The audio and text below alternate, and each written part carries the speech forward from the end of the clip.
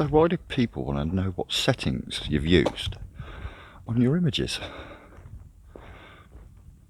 Do you actually want to know the truth?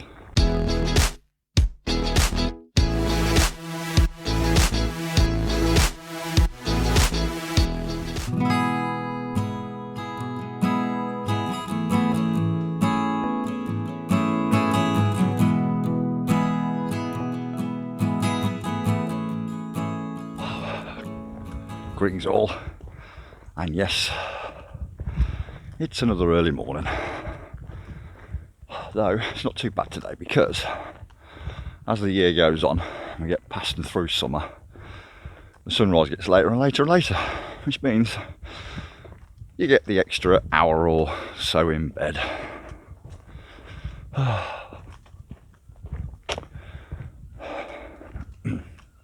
Which is nice. So what are we going to waffle on about today? Well, the thing is, when you watch a lot of videos and stuff like this, I mean, I did it as well, and I'll tell you the truth of why I did it as well, but you see a lot of photographers putting the settings by the side of the image that they took. Now, I don't know why I started doing this, because when I'd seen others do it, I thought, oh, that's what you're meant to do. So of course I started doing the same. But then it sort of dawned on me that they're actually useless for people who are trying to learn, because, well, they are. I'll explain why in a minute, but let's get to where we want to go.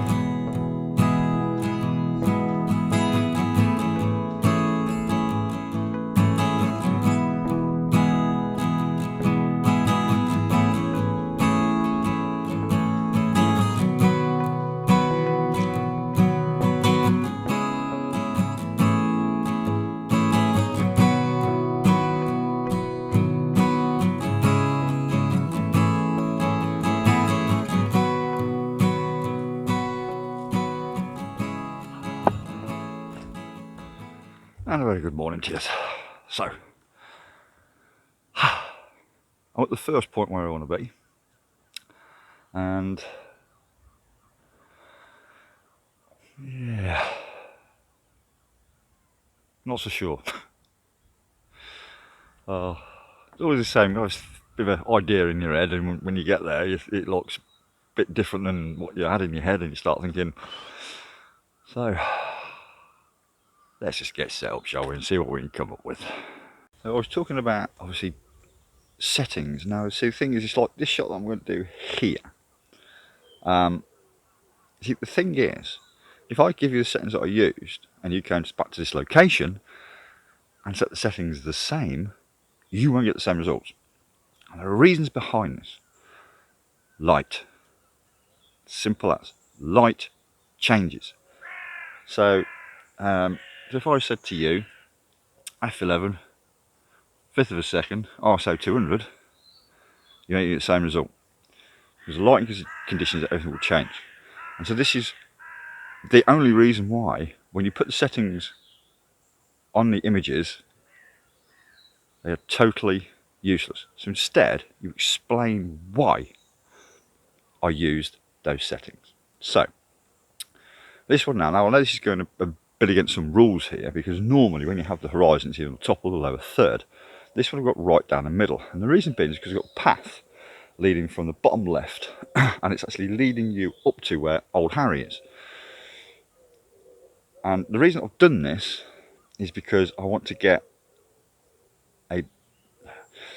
if I'd have put the sunlight, if I'd put the horizon on the top third, the settings would have been different than if I'd have put the horizon on the bottom third.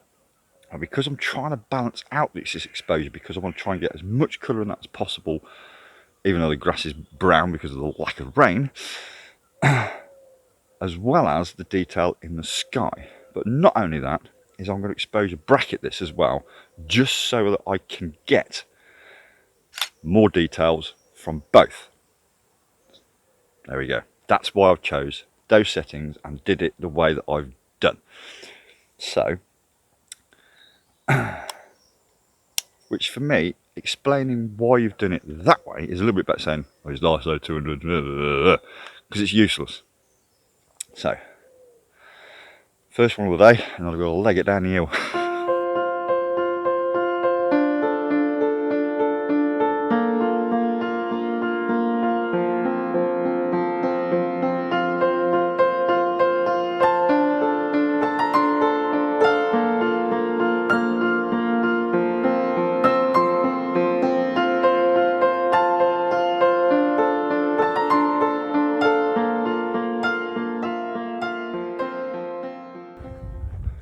Right, so why did I actually use them settings then? Well, the thing is I could have focus stand, which probably thinking about it, I probably could have done, but I chose F11 obviously to increase that depth of field because the grass and an Old Harry quite a distance away from each other. So you want to keep, so I wanted to keep obviously the aperture as closed as possible. And my camera loves f11 to f13. That's the sweet spot for it. So doing that, f11. Shutter speed was getting a bit close to, getting blurry if you've even got a slight touch on the camera. So I don't want it to get into the long exposure sort of bracket here, so bump that ISO up just a little bit just to help out the shutter speed, and that's why I chose those settings. And that's the thought process that you're going to need to do when you're taking a photograph.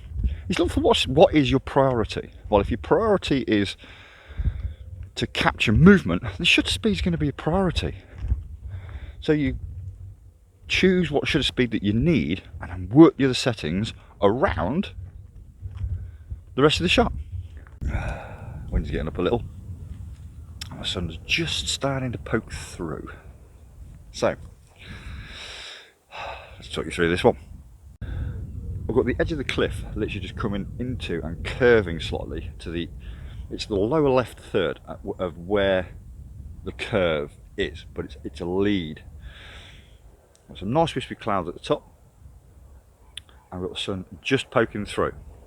And I'm doing the same again. I'm going to exposure bracket this one, purely because I want to try and capture some of the detail that's in the ground and capture the sun.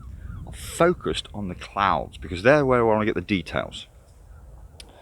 So at the moment we're ISO 100, sun's coming up, don't need to have too much of, you can always try to keep it as low as possible. So I want to, I don't need to increase the light in it because you are around 20th of a second, so it's fine. Obviously because I'm on a tripod, it's not too bad. Same again, we are F11, 20th of a second, ISO 100. As I explained earlier of how I come up with those, it's exactly the same process as what I used. And that is looking nice, but I need to get that to bracket. Looking good there. Looking good. Oop. Come on.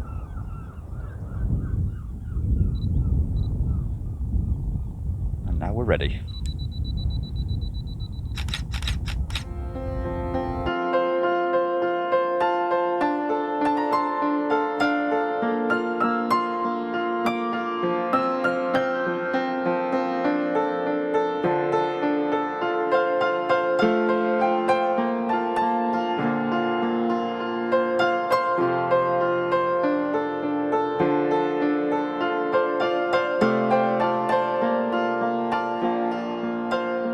From the same location, I'm going to attempt to do a bit of a pano, but I have to be quick when doing it because obviously the clouds are slightly moving, which is going to give it a bit of an issue for Photoshop to stitch them all together. But I'm going to give it a bash anyway and see how it turns out. You see, the thing is, the camera doesn't take the picture, you do. And it's one thing you need to remember is the settings that you choose are going to determine how the picture is going to turn out. But it doesn't mean to say that the settings you choose are going to be wrong, because it depends what you're trying to achieve. So if you're trying to get a blurry effect on somebody moving, then obviously you're going to choose your shutter speed accordingly. And this is like really important. It's just to think about what it is that you're doing and what you want as the end result. The thing is camera manufacturers are going to want to make you believe that their cameras are the best and they take the best pictures ever. The things are probably not wrong, but the thing is, if you've got a £2,000 camera and you don't know how to use it, your results are just going to be exactly the same as if you picked up a £400 camera. And what they do in their advertising is they make you believe that their cameras are superior. But the thing is, what you don't realise is your normal average photographer never took the pictures that they were showing you. They were done by a professional photographer who'd been basically doing it for years. And so you need to stop thinking that the equipment is doing the work. It's not. You are. And I've got to say, it's still looking absolutely gorgeous out there. It really is. I'm going for a bit of a walk now. And I'll cut it short because I just think I'm accident prone, you know. There's a few weeks back I bust my blinking toe, and now my toe's alright. I've pulled my back out. And of course, carrying the camera equipment around is, it's quite heavy. And to be fair, I've actually took quite a lot of stuff out because it's like, what am I carrying that around with me for? I ain't even using it, so one of them. But I mean, let me know. I mean, do you find when I put the settings that I'd used for that shot with the pictures, I mean, do you find them useful? I mean, do you want me to still do it, or ain't you bothered? I mean, because either way, I mean, it's all down to what you want to see. Or would you prefer a bit more of a explanation of why I've chosen the composition and the settings that I did? I mean, because I think that's probably going to be the best way to go. And guess what time of the day it is now? Yep, a cup of tea and bacon sandwich. Until the next time, thanks for joining me, guys. Pleasure as always. So take care, stay safe, and I'll see you soon.